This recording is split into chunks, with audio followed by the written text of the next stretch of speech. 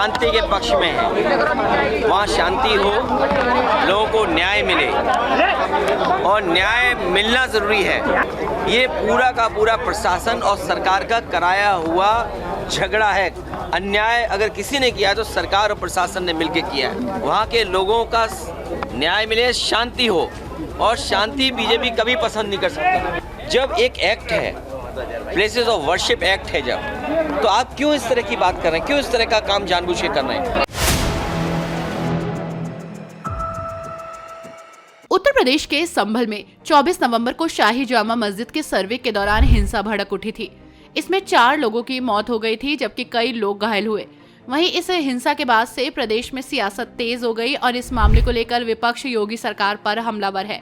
इस बीच बीते शनिवार को सपा का डेलीगेशन एक बार फिर से संभल जाने वाला था, लेकिन पुलिस ने संभल जाने से रोक दिया।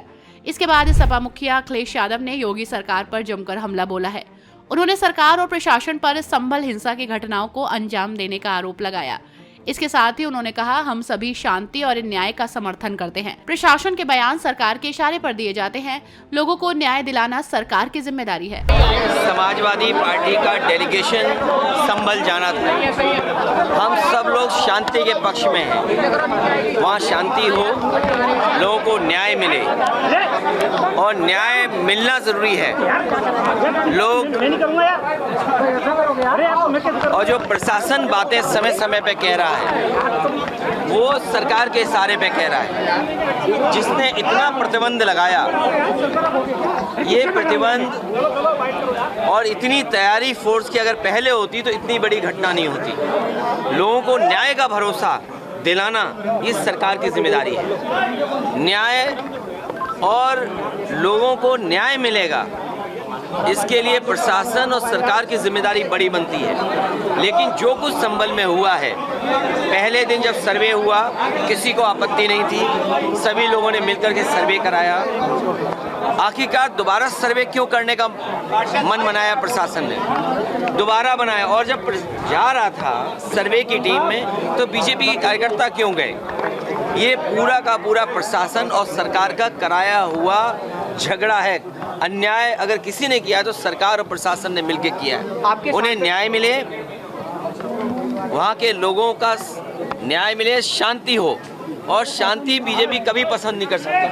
शांति होगी तो विकास और खुशहाली होगी, लोग खुशहाली और आगे बढ़ने का सोचेंगे। लेकिन बीजेपी जानबूझ करके कह रहे हैं डेलीगेशन नहीं जाने दिया। और कब तक? अंतर्गतवा डेलीगेशन या लोगों को मिलने तो आप देंगे ना? कब तक आप ये भी कोशिश करते हो कि पूरे संभल में टीन लगा दो? याद कीजिए, लखनऊ में टीन लगाई थी, क्या संभल में भी टीन लगा देंगे? हर जगह ये प्रशासन जानबूझ करके ध्यान हटाना चाहता है। जिस तरीके से उन्होंने चुनाव में बेईमानी की, आप में से जितने लोग हैं, हम और आप किसी दबाव में कुछ कह सकते हैं, लेकिन जो आपके मोबाइल ने वीडियोस बनाए हैं, आपके कैमरे में जो बातें दर्ज हो गई हैं या कैमरे ने जो रिकॉर्ड की हैं, वो तो नहीं झूठ बोलेंगे ना। किस तरीके से बेईमानी की, पूरा का पूरा बोर्ड लूट लिया, लोगों को वोट नहीं डालने दिया। यही तो बात हम लोग कहते आए हैं कि बीजेपी की सरकार संविधान से नहीं चलना चाहती है, अपने मन विधान से चल रही है।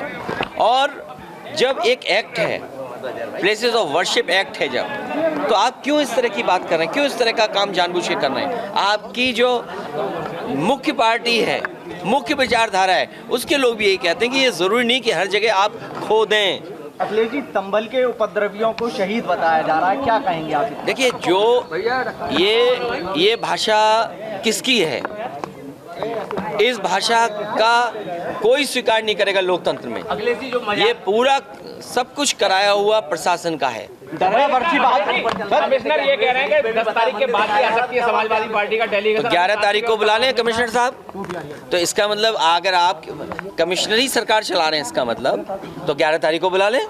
अच्छा ये बताइए, अगर उनको ये लगता है कि इस तारीख तक आना ठीक नहीं है, आप जो पीड़ित हैं उन पर दबाव क्यों बना रहे हो? वो तो वीडियोस वायरल हो रहे हैं, तो सुप्रीम कम से कम इस बात को ऑब्जर्व करेगा कि कैसा दबाव बनाया जा रहा है। अजमेर की दरगाह है, बगल को लेकर याचिका दायर है, अजमेर वाली दरगाह को लेकर क्या कहना चाहिए? प्लेसेस ऑफ वर्शिप एक्ट के बाद इस तरह की बात उठाना भारतीय जनता पार्टी जानबूझ करके इस तरह का माहौल बना रही है। जितने भी लोग हैं ये सब भारतीय जनता पार्टी के समर्थित लोग हैं। इस देश में शांति होगी तभी विकास होगा, तभी खुशहाली आएगी, तभी लोगों का जीवन बदलेगा। और बीजेपी कभी भी शांति नहीं चाहती। डिप्टी सीएम केशव प्रसाद मौर्य ने कहा है कि समाजवादी पार्टी दंगा कराना चाहती है और खींच बटा रही है हार का तो उपचुनाव की। समाजवादी पार्टी आवाज़ उठा रही है उनके खिलाफ जो उत्तर प्रदेश को संविधान से नहीं चलने देना चाहते हैं, कानून से नहीं चलने देना चाहते हैं।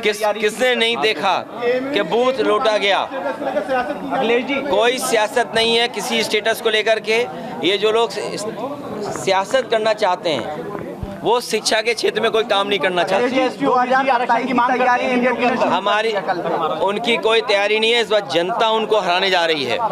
जनता ने तैयारी कर ली है कि जिस तरीके से उन्होंने कुदरी है वो वोट की लूट जनता कभी लोकतंत्र में स्वीकार नहीं कर सकती है। जो एक विधानसभा बची है उसमें किस तरह के परिणाम लग रहे हैं? उसमें मैं तो कहूँगा अलीगढ़ के पूरे मीडिया के लोग, आपके माध्यम से पूरे देश के मीडिया के लोग और दुनिया के मीडिया के लोग आए कि कितना अच्छा लोकतांत्रिक व्यवस्था यहाँ पर है, कि कितनी आज़ादी के साथ लोगों को वोट डालने का मौका मिलता है। और आप लोग आइए, कम से कम देखिए कि लोकतंत्र हमारा कितना स्वस्थ है और अयोध्या का चुनाव जरूर देखने आइए। योगी आदित्यनाथ 2027 की बात कर रहे हैं, कह रहे हैं 2027 जीत लेंगे।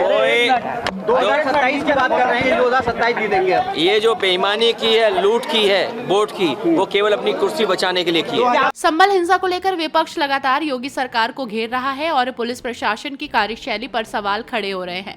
वहीं इस बीच एक बार फिर से सपा के डेलीगेशन को संभल जाने से रोक दिया गया है। इसके बाद सपा प्रमुख अखिलेश यादव का योगी सरकार पर गुस्सा फूटा है।